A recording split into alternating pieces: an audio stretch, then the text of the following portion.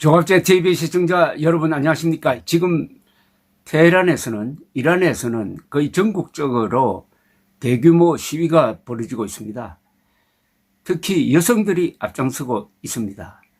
한 여성이 히잡을 쓰지 않았다고 해가지고 경찰, 그것도 이 도덕을 따진다고 그래가지고 도덕경찰이라고 불립니다.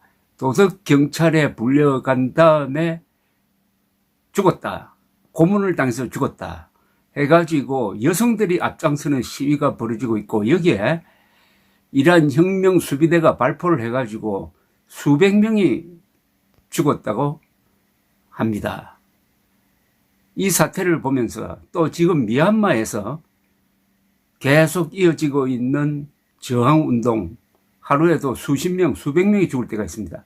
을 보면서 다시 한번 박정희 대통령을 생각하게 됩니다. 저는 박정희 대통령 전기 13권을 쓰면서 그 머릿말에 이런 글을 남겼습니다. 이 책입니다.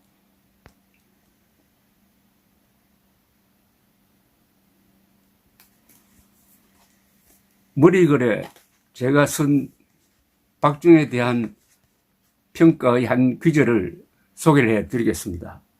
박정희는 파란만장의 시대를 헤쳐가면서 영욕과 청탁을 함께 들이마셨던 사람이다.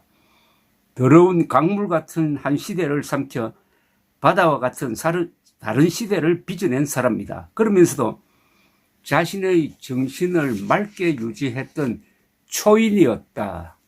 그는 알렉산더 대왕과 같은 호쾌한 영웅도 아니고 나폴레옹과 같은 전광석화의 천재도 아니었다. 부끄럼 타는 영웅이고 눈물이 많은 초인, 그리고 한 소박한 서민이었다. 그는 한국인의 애환을 느낄 줄 알고 그들의 숨결을 읽을 줄 안 토종 한국인이었다. 민족의 한을 자신의 에너지로 승화시켜 근대화로서 그 한을 푼 혁명가였다. 제가 이승만 박정희와 관련된 강연을 많이 하는데 박정희에 대해서는 요약해서 설명을 합니다. 이렇게 이야기를 합니다. 박정희는 최악의 조건에서 최단기간 내에 최소한의 희생으로 최대의 업적을 남긴 분이다. 최악의 조건에서 최단기간 내에 최소한의 희생으로 최대의 업적을 남긴 분이다. 그렇게 해서 이승만, 박정희 두 사람이 끌어올렸던 이 나라가 자유의 기운을 받아서 세계에서 7대 강국이 되었다. 진정한 7대 강국이 되었다. 즉 인구가 5천만 명 이상이고 1인당 국민소득이 3만 달러 이상, 그리고 민주주의를 하는 세계 7나라의 반열에 들어서게 되었다. 그 7나라는 미국, 일본, 독일, 영국, 프랑스, 이탈리아, 한국이다. 한국이 진정한 7대 강국이다. 이렇게 설명을 합니다. 여기서 제일 제가 강조하고 싶은 건 이겁니다. 이승만이 없었으면 박정희 없습니다. 그리고 박정희의 성공이 없었으면 이승만을 평가할 수가 없죠. 두 분의 운명적 관계입니다. 그리고 박정희를 숙군 수사 때 살려준 사람이 백선엽, 이승만 두 분이었습니다. 그런데 박정희를 설명할 때 제가 최소한의 희생으로, 요점을 제일 강조합니다. 최소한의 희생으로 최대의 성과를 올렸다. 그게 바로 이란 사태와 미얀마 사태가 우리에게 보여주는 겁니다. 두 분이 일으킨 근대화 혁명에서 어마어마한 변화가 있었습니다. 사회적 변화, 계급적 변화, 사상적 변화. 이게 진짜 혁명입니다. 그런데 혁명이 성공하기가 어렵습니다. 왜냐? 피를 너무 많이 흘리니까요. 그러나 우리는 최소한의 희생을 지불했습니다. 특히 박정희 18년 동안 제가 최소한이라고 강조하는 것은 박정희 18년 동안 얼마나 데모를 많이 했습니까? 화염병이 날아다니고 돌멩이가 하늘을 가르고, 그런데도 박정희 대통령은 한 번입니다. 단 한 번도 군인이나 경찰에 발포 명령을 내린 적이 없습니다. 단 한 사람의 시위자도 발포로 죽은 사람이 없습니다. 이거 세계 기록 아닐까요? 미국에서 지난 18년 동안, 그러니까 18년을 기준으로 하면은 경찰의 발포로 죽은 시위대가 얼마나 될까요? 수백 명 넘을 겁니다. 수백 명. 미얀마는 수만 명 넘을 겁니다. 이란은 벌써 수백 명이랍니다. 그런데 한 사람도 없다 이겁니다. 단 한 사람도. 어떻게 이런 일이 가능했을까요? 아까 제가 읽어드린 이런 성품을 가진 분이었으므로 가능했다는 이야기입니다. 한 번 더 그 대목을, 제가 이 대목을 상당히 아낍니다만은, 박정희는 파란만장의 시대를 헤쳐가면서 영욕과 청탁을 함께 들이마셨던 사람이다.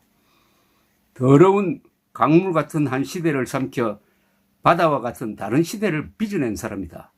그러면서도 자신의 정신을 맑게 유지했던 초인이었다. 그는 알렉산더 대왕과 같은 호쾌한 영웅도 아니고 나폴레옹과 같은 정광석화의 천재도 아니었다. 부끄럼 타는 영웅이고 눈물이 많은 초인, 그리고 한 소박한 서민이었다. 그는 한국인의 애환을 느낄 줄 알고 그들의 숨결을 읽을 줄 안 토종 한국인이었다. 민족의 한을 자신의 에너지로 승화시켜 근대화로서 그 한을 푼 혁명가였다. 눈물이 많은 초인, 그리고 한 소박한 서민이었으므로 박정희 대통령은 이런 어마어마한 스케일의 근대화 혁명을 주도하면서 단 한 사람의 시위대도 죽이지 않는 기적을 이뤘다 이겁니다. 대한민국 같은 이런 변화를 불러오려면은 다른 나라에서는 수만 명이 아니라 수십만, 수백만이 떼주고 마는 수가 있습니다. 문제는 그렇게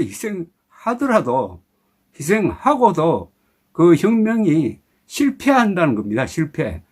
그러나 박정희 대통령은 최소한의 희생으로 성공시킨 거 아닙니까?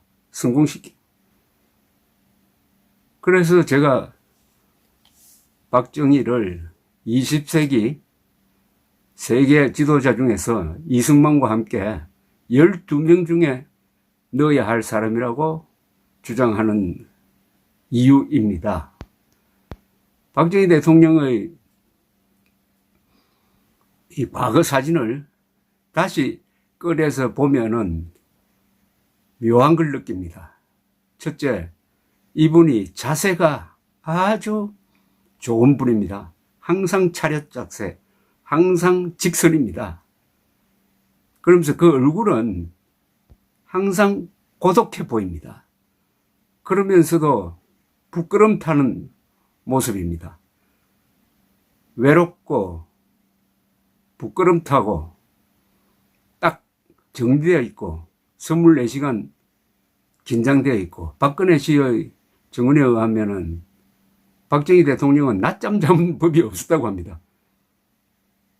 자동차 타고 같이 갈 때도 뒷자리에 앉으면 좀 낮잠이라도 잘 텐데 항상 깨어 있었다고 합니다. 그렇다면 이런 생각도 듭니다. 그 사진을 제가 보면서 문득 느낀 겁니다. 노벨 평화상을 받아야 했을 사람이 박정희다 이거죠. 노벨 평화상을 받았어야 할 진짜 자격 있는 사람이 박정희 대통령이었다. 근데 박정희 하면은 많은 분들이 눈물 난다는 이야기를 많이 합니다. 그 부인과 그 딸의 처지를 생각하면은 박근혜 씨가 감옥에 있을 때는 가끔 어떻게 박정희 유경수의 딸에게 우리가 이렇게 할 수가 있느냐 하는 이야기를 한 적도 있습니다. 노벨 평화상을 받았도 모자랄 사람, 그런 박정희를 지도자로 가지고 있었다는 게 자랑스럽지 않습니까? 그런데 그 박정희가 18년 동안 있었던 청와대를 제왕적 권력의 상징이라고 침을 뱉고 용산으로 나간 사람이 윤석열 대통령이었습니다. 윤석열 대통령이 이승만과 박정희 대통령의 위대성과 고마움을 몰라준다면 누가 알아주겠습니까? 누가? 감사합니다.